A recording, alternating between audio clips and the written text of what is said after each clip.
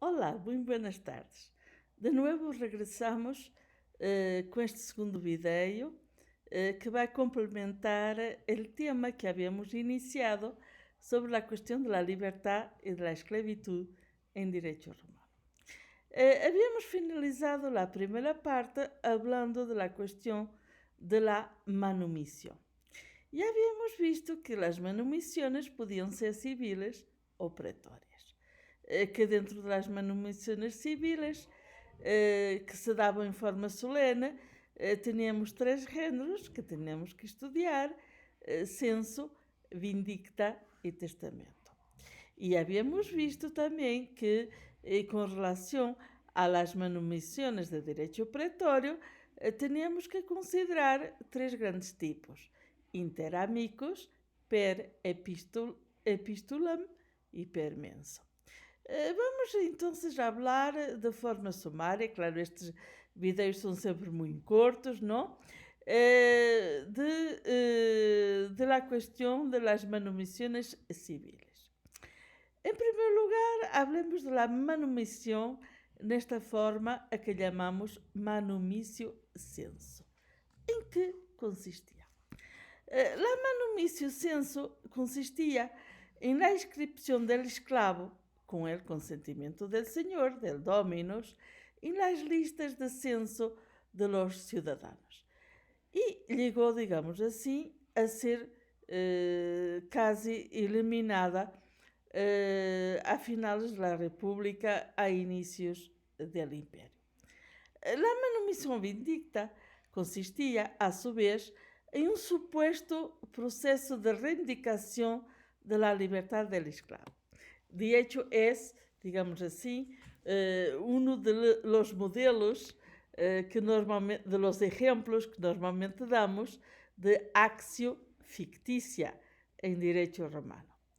Este supuesto processo de reivindicação da liberdade del escravo, promovido por um adsertor libertatis delante de um magistrado, presumia que, ficticiamente, que el dominus não se opunía e, por lo tanto, el magistrado pronunciava la addictio libertate. Esta forma se foi simplificando, principalmente no direito justiniano, era uma das formas mais comuns de liberação, de libertação del esclavo, ou seja, de manumício civil. A terceira forma de manumício civil que normalmente estudamos é a chamada manumício testamento. Em que consiste esta última? Consistia em la declaração de liberdade hecha por el dominus, por el señor, por el propietario del esclavo, en el testamento. El esclavo era considerado libre, entonces, desde el momento en el cual la herencia era aceptada y era considerado libre en las disposiciones, o según las disposiciones incluídas nesta via testamentaria. Se existia condição ou término, o esclavo permanecia, entretanto, propriedade del herdeiro, pero em situação de status liber, ou seja, uma situação que não perdia aunque fosse alienado, e era automaticamente livre ao efetuar-se a condição ou ao alcançar o término. Também este caso era considerado liberto del difunto. A liberdade podia ser imposta, además, por testamento, com a imposição ao herdeiro ou ao legatário de libertar al esclavo herdado, ou também por la imposição ao herdeiro ou ao legatário de rescatar a um esclavo ajeno. Sin embargo, atenção a este ponto, la libertad no se conseguía directamente del testamento, sino del acto de manumisión que el heredero o legatario tenían que efectuar y que hacía adquirir al esclavo su libertad. Quando uma destas três formas censo, vindicta ou testamento de manumissão civil era empleada e el manumitente era dominus, el esclavo era considerado livre e cidadão romano.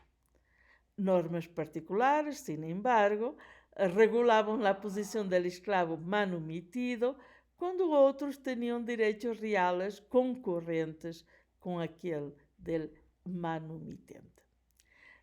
Por outra parte, atenção, tal como já lo dijimos ao início desta ciberclasse, junto a los modos civiles se introdujeron en la práctica modos não formales, com os quais el dominus, el proprietário del esclavo, podia manifestar sua vontade de hacer cessar el estado de esclavitud del siervo.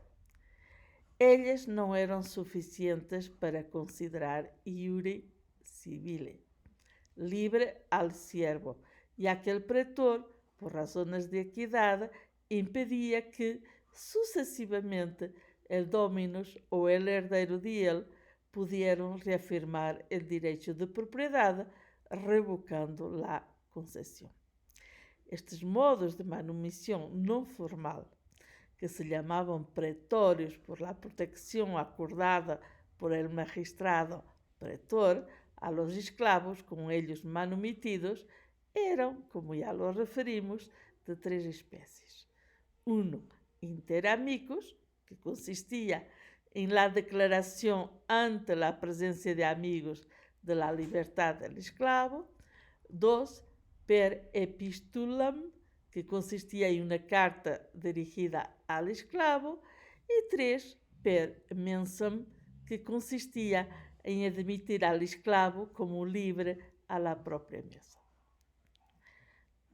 Una lex Junia, ou Junia Normanna, del final de la República e inícios del Império, regulou a situação de hecho de estes esclavos manumitidos sin la forma civil, estabelecendo que aqueles adquiriam não a cidadania romana, sino uma condição intermédia análoga a la de los latini coloniare, de la qual hablaremos pronto, e para distingui-los de estes últimos foram chamados latini juniani. Esta lex Junia, ou Junia Normanna, les atribuiu a capacidade patrimonial para actos intervivos, pero não podiam disponer por testamento de seus bienes, los quais, por expressa disposição de la lei, recaíam sobre o antigo senhor, de onde se diz que viviam livres e moriam como esclavos. Também, de diversos modos, em especial por las concessões públicas, podiam alcançar a cidadania romana. Por exemplo, Justiniano aboliu a condição de los latini juniani e admitiu que a vontade del dominus, assim pois manifestada ante a presença de 5 testigos, hiciese livre e cidadão al esclavo. A estes modos não formales de manumissão se lhe sumaram outros en el direito post-clássico e en el direito justiniano, como a chamada manumissio in ecclesia, ou seja, a declaração realizada delante da autoridade eclesiástica, ele haber chamado filhos al esclavo em um acto público, ou bem ele haver consentido o matrimônio de la esclava, dotándola, etc., etc. E no direito clássico estavam em vigor duas leis del tempo de Augusto que, por fines políticos e morais, limitaram os abusos de las manumisiones. Nos referimos a algumas disposições de la Lex Julia e, por outra parte, de la Lex Aelia Sentia. La primeira, la Lex Julia, restringe las manumisiones testamentarias, fijando el número en proporción a los esclavos que se tenían, con un máximo de 100. Nominalmente indica 2. La segunda, la Lex Elia Sentia, establece una serie de prescripciones acerca de la edad mínima del manumitente, 20 años, y del esclavo, 30 años, lo cual se podía derogar solo por una causa justa comprobada ante un consejo especial. Quien era manumitido contraviniendo estas disposiciones era considerado latino-joniano. Por otra parte, prohibió la otorgación de la ciudadanía romana a los esclavos de mala conducta, asignando a ellos la pésima condición de peregrini deditici, y declaró nulas las manumisiones hechas en fraude a los acreedores.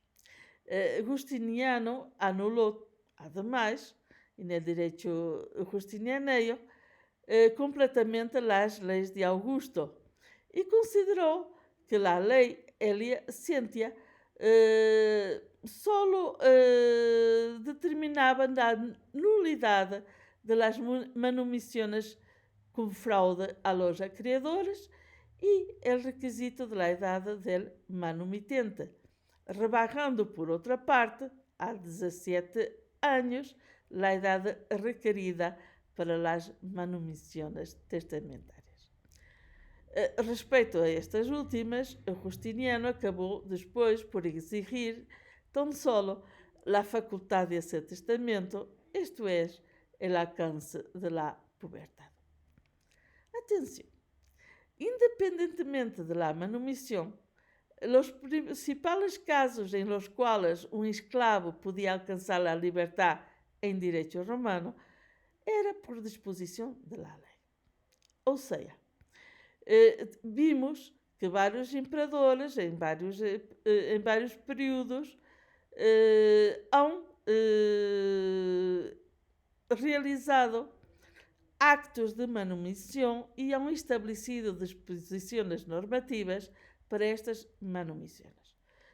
Por ejemplo, un edicto de Claudio, de la dinastía Julio-Claudiana, determinaba que cuando el dominus lo hubiera abandonado gravemente enfermo, entonces o lo hubiera vendido a condición de que el comprador debía manumitirlo dentro de un cierto tiempo y ello no se hubiese cumplido, entonces el esclavo adquiriría automáticamente la libertad. Además, en derecho justiniano também se introduziu a disposição da lei quando, com o consentimento del dominus, hubiera recebido una dignidad o las órdenes eclesiásticas. El esclavo manumitido llegaba a ser libertos del señor manumitente y desde aquel entonces adquiría en su relación con él los iura patronatos transmisibles en favor de sus hijos, pero no a cargo de los hijos del Señor. Los derechos de patronato consistían en el obsequium, el honor y la reverencia, que significaban principalmente un respeto filial y la abstención de realizar acciones injuriosas contra el patronus, contra el Señor. Y también en las opere, dona y nomera, o sea, promessas para obter a liberdade e que, se não eram confirmadas em forma legal, representavam solo uma obrigação moral. As promessas demasiado graves, de hecho, eram consideradas nulas.